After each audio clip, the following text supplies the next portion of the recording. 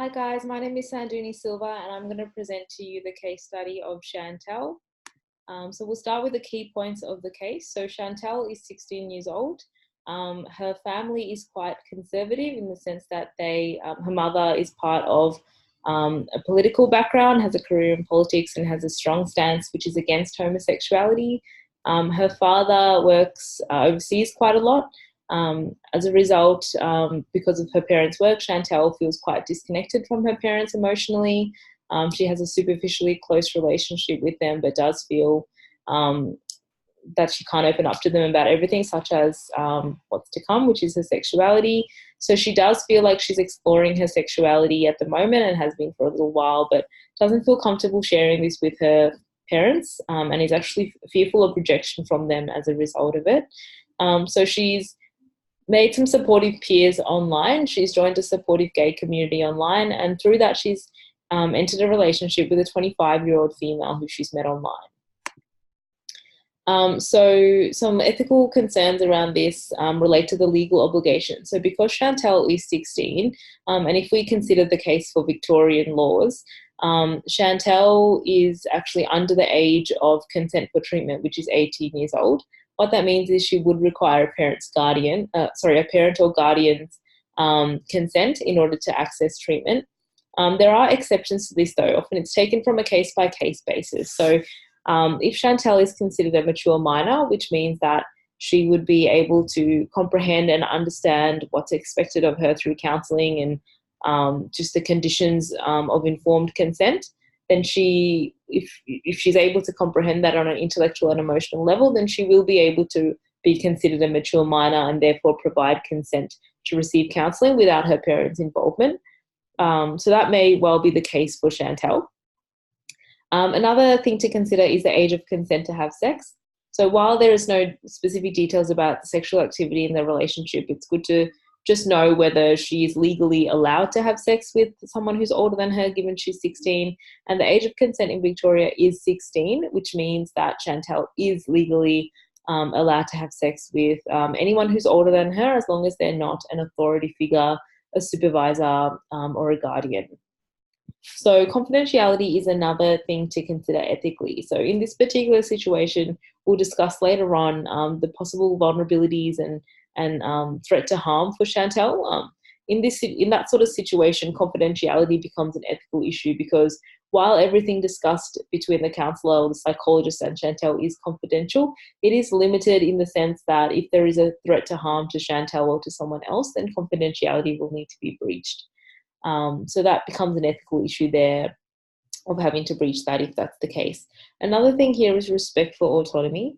So that's around respecting that Chantel is actually her own person and entitled to make her own decisions. So even though she's 16 and her parents, have one perspective and the psychologist may have another, it is actually at the end of the day her own decision what she does. And I think as a psychologist, it's really important to respect that and keep that in our minds as well. So these are the relevant APS codes for Chantel. So we've discussed a few of these already, and those are informed consent, respect, and confidentiality. Some other ones that I want to discuss today involve competence. So competence is related to a psychologist's ability to competently provide a service to Chantel. So that involves their ability to work with a person who's a young person who's 16 years old, and also their ability to work with a young woman who's within the LGBTIQ community. So it's important that psychologists, if working with Chantel, receive the adequate training, education, knowledge, supervisory experience, or professional experience to be able to work with those conditions in Chantel's case. Another one here is professional responsibility. So this is really related to the psychologist's responsibility to ensure that they do prevent harm happening for Chantel and provide that best quality service that they can as well. Again, that comes back to that point we mentioned before about ensuring that she's free from harm. That's definitely really related to professional responsibility. That's a key responsibility of a psychologist to prevent harm occurring for Chantel. So these are the specific APS guidelines that are relevant. So these involve working with women and girls, young people, lesbian, gay, and bisexual clients. So this this is sort of the categories that Chantel kind of fits into based on the description. So it's really important that the psychologist is competent to work with these sort of qualities. So I want to talk about some theoretical frameworks around ethical decision making. So these are kind of the foundations of how we make ethical decisions. The first one being teleological perspective. So this is all based around consequentialism, which is another word for teleological. Basically, it's around the consequences that are around someone's action. So an action is considered moral if the consequences do the most good for the most people. So an example of that would be if we had to sacrifice one person, if it meant the greater good benefit, then that would support the teleological perspective because the consequences cause the greatest amount of good or the least harm for the greatest amount of people. One aspect of this is utilitarianism, and that's again related to the consequences, but it's about ensuring that we cause the most amount of happiness for the greatest amount of people. So it's really associated with the decisions that cause the majority of people to feel happy tend to be considered the most moral ones. Some limitations to this are that sometimes there are decisions that might not have the consequences of the best result for the majority, but could still be ethical. So that's when the teleological perspective doesn't always kind of work out. Another perspective here is deontological perspective. So that's really related to a person's intentions and duties to define their moral action. So despite the consequences of what might happen, if someone has a certain set of duties that they followed, moral duties, for example, professional obligations or religious obligations, to justify why they did what they did, then an action can be deemed ethical. So yeah, it's a little bit different to teleological in that way, in that it doesn't really necessarily matter what the consequences are. So virtue ethics is different again. So this is not so much focused on the outcomes of the behaviors, but rather the characteristics of the individuals themselves. So individuals who uphold virtuous characteristics such as honesty, integrity, perseverance, just in their day-to-day, are more likely to make moral decisions. And therefore, that's the practice of virtue ethics, to be virtuous as often as you can, not just when you're making ethical decisions. So I wanted to discuss the ethical decision-making models and apply this to Chantel's case. So there's a few models out there, but I've chosen today to talk about Kuchar and Keith-Spiegel's 8-step model. The reason I've chosen this one is particularly because it actually talks about the relevant codes and guidelines and laws, which is directly relevant to psychology because we as psychologists, we abide by the APS codes and guidelines. So using this model as a psychologist makes kind of sense to me because we need to consider these laws and codes when we make decisions. So the first step here is to actually identify if the dilemma is an ethical one.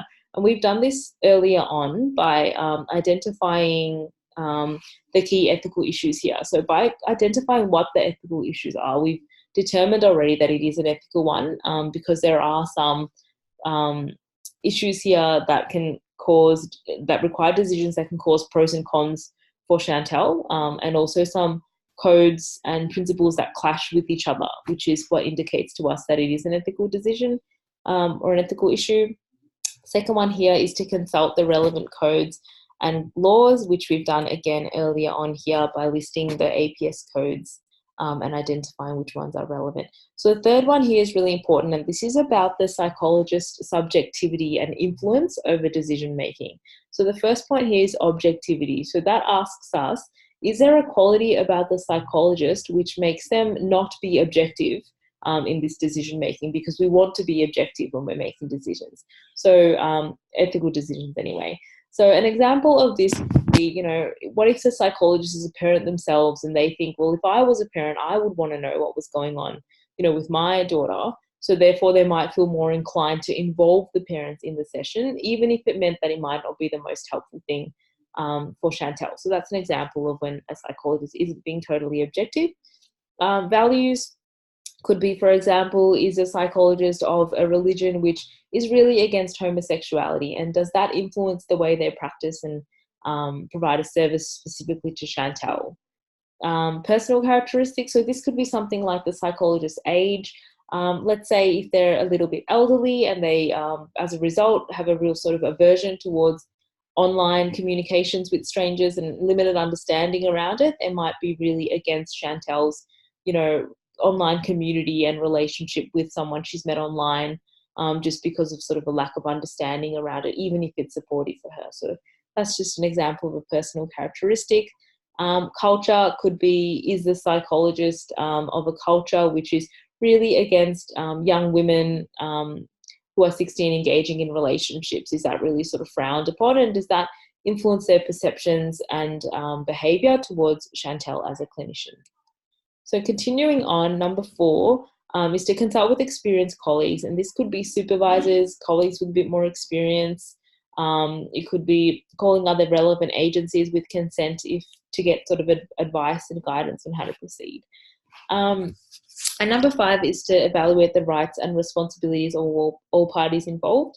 The involved parties that I identified were Chantel, Chantel's family or parents, and perhaps even Chantel's partner in this situation. Vulnerabilities for Chantel are that, well, she's quite emotionally vulnerable at the moment, feeling quite rejected from her parents, given the assumption that they won't accept her sexuality.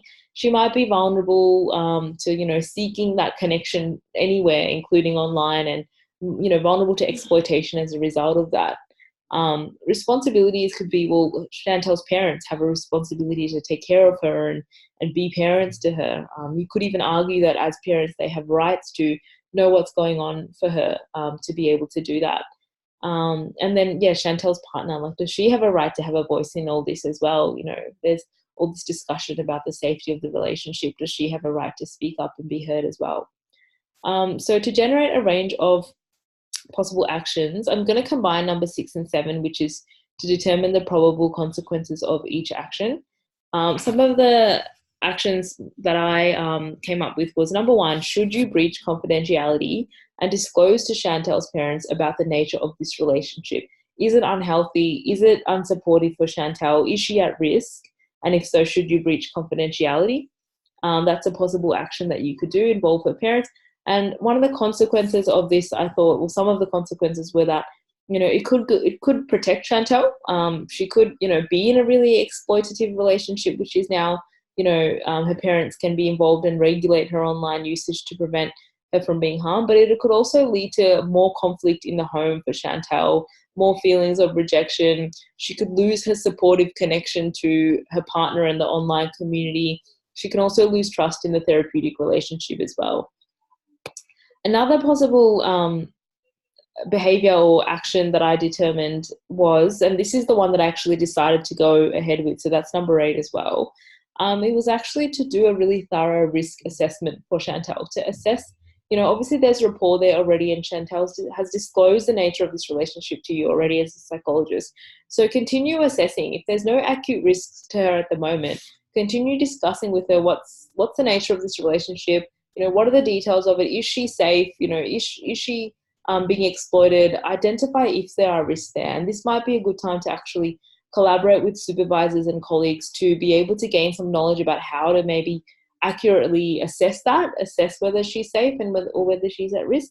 And once that assessment is done, and if she is deemed to be in a safe relationship and supportive relationship, then you can support Chantel to come to her own realizations of what to do, whether she wants to continue on with therapy to do that, to support her with her sexual identity and identity in general, and support her to have that safe space to explore those concepts. And then she can come to her own realizations of how she wants to navigate the situation with her parents without you having to compromise that therapeutic relationship by making those decisions for her and breaching her respect for autonomy as well.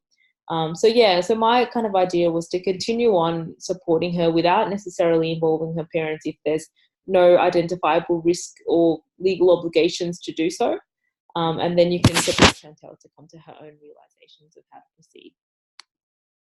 The key learnings on ethical practice that I identified were just the limitations to the codes and guidelines, just sort of highlighted to me that while the codes and guidelines are really, really useful and necessary, they don't actually tell you how to act and what to do. So that's when the ethical decision making models are really useful, and also just self-awareness and your own sort of virtue ethics approach as well becomes helpful.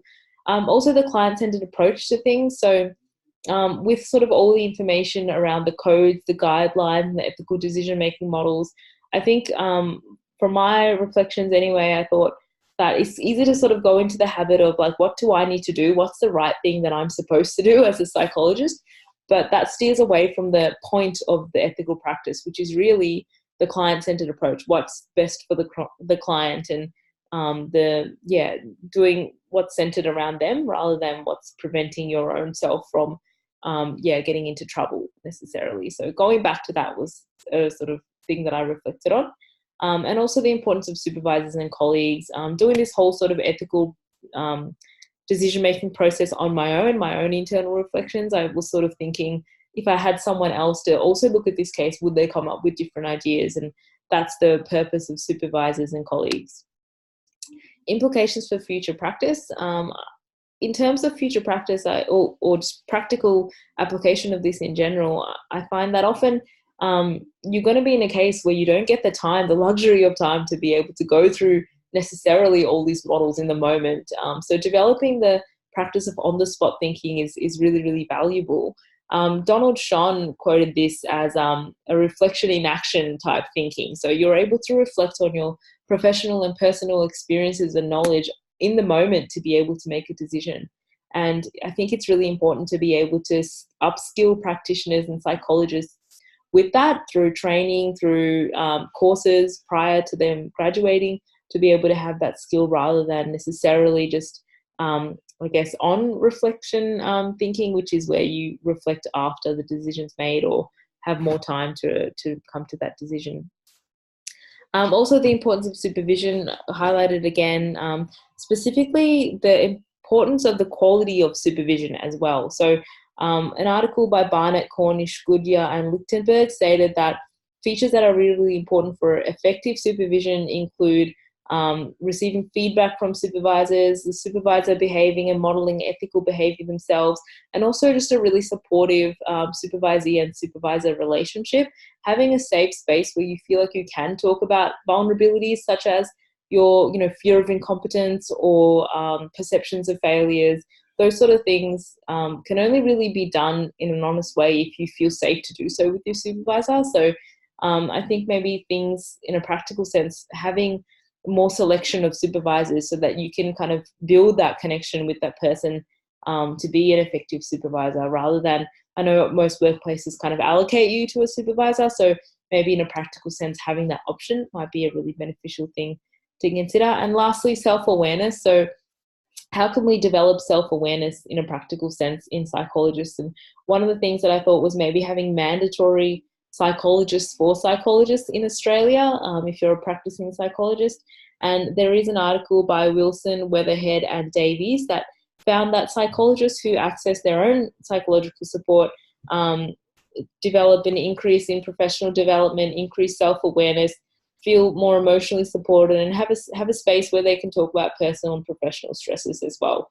So that might be a really practical way to increase self-awareness in psychologists themselves. These are a list of my references, and thank you so much for listening.